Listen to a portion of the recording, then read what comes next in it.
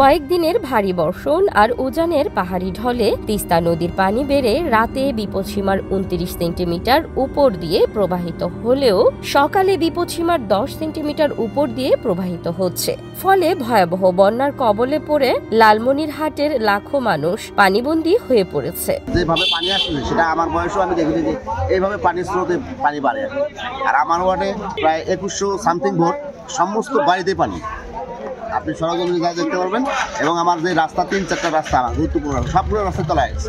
সোমবার ৬ অক্টোবর সকাল ৬টায় দেশের বৃহত্তম সেচ প্রকল্প তিস্তা ব্যারেজ ডালিয়া পয়েন্টে পানি প্রবাহ রেকর্ড করা হয় ৫২.২৫ মিটার, যা বিপদসীমার ১০ সেন্টিমিটার উপরে। তবে ডালিয়া পয়েন্টে আরও কমেছে পানি প্রবাহ, বর্তমানে বিপদসীমার ৩ সেন্টিমিটার উপর দিয়ে প্রবাহিত হচ্ছে। কি পরিমাণ পানি আসবে এটা বলা যাচ্ছে না, কিন্তু যেভাবে পানি বাড়তেছে আমার তো মনে হয় যে খুব ভয়াবহ একটা বন্যা হবে। স্থানীয়রা জানান, গত ৩ দিনের ভারী বৃষ্টি আর উজানের পাহাড়ি ঢলে তিস্তা নদীর পানি বাড়ছে, যা ক্রমেই বেড়ে গিয়ে রাতে বিপদসীমার ২৯ সেন্টিমিটারের উপর দিয়ে প্রবাহিত হচ্ছে। কাল পানি কম ছিল, আজ পানি হঠাৎ বেশি হওয়ার কারণে হয়তো এলাকার লোকজনের ক্ষতি হবে, আবাদ নষ্ট হবে, ফসল কোনোটা ভাঙে যেতেছে, কোনোটা ভাসে যেতেছে, এরকম ভয়াবহ একটা অবস্থা।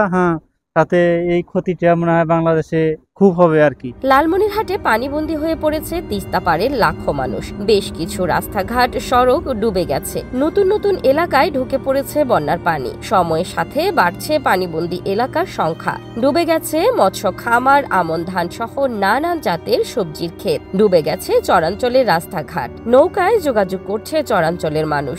সীমারেখার উপর দিয়ে পানি প্রবাহিত হচ্ছে, রাস্তা ভাঙতেছে, এদিকে মানুষ চলাচল করার অসুবিধা হচ্ছে, যাওয়া আসা খুবই অসুবিধা মানুষের। এবং কি যারা বাড়িতে আছে তারা গরু, বাছুর, ছাগল এগুলো নিয়ে পারাপার হইতেছে।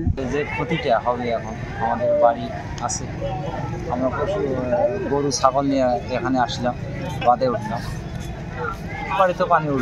এক্সট্রিম মশার কয়েল প্ল্যান্ট ফাইবার দিয়ে তৈরি, ডেঙ্গু, চিকুনগুনিয়া বাহি সহ যে কোনো মশার বিরুদ্ধে দেয় এক্সট্রিম সুরক্ষা। লালমনিরহাট পানি উন্নয়ন বোর্ডের নির্বাহী প্রকৌশলী সুনীল কুমার বলেন, ভারী বৃষ্টিপাত ও উজান থেকে নেমে আসা পাহাড়ি ঢলের কারণে তিস্তার পানি বেড়ে রাতে বিপদসীমার ২৯ সেন্টিমিটারের উপর দিয়ে প্রবাহিত হলেও সকালে কমতে শুরু করেছে। উজানের পানির চাপ কমলে বন্যার উন্নতি ঘটবে। আপনারা অবগত আছেন, গত কালকে এবং আজকে থেকে দেশে এবং উজানে ভারী বৃষ্টিপাতের কারণে আমাদের তিস্তা এবং ধরলা নদীতে পানি বৃদ্ধি পাচ্ছে।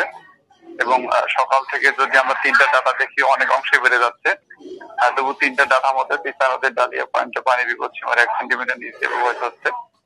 বন্যা পূর্বাভাস এবং সদরীয় তথ্য মতে আগামী ২৪ ঘন্টায় দেশে এবং উজানে ভারী বৃষ্টিপাতের কারণে পানি বিপদসীমার উপর দিয়ে প্রবাহিত হতে পারে। এর ফলে একটা স্বল্পমেয়াদী বন্যা হতে পারে। এরপর আবার পানি আস্তে আস্তে নেমে যাবে। তিস্তা নদীর পানি এখনো বিপদসীমার উপরে থাকায় আতঙ্কে রয়েছে তীরবর্তী মানুষেরা। পানি কমতে শুরু করলেও শঙ্কা কাটেনি বন্যার। স্থানীয় প্রশাসন ও পানি উন্নয়ন বোর্ড বলছে, উজানের ঢল থেমে গেলে পরিস্থিতি ধীরে ধীরে স্বাভাবিক হবে।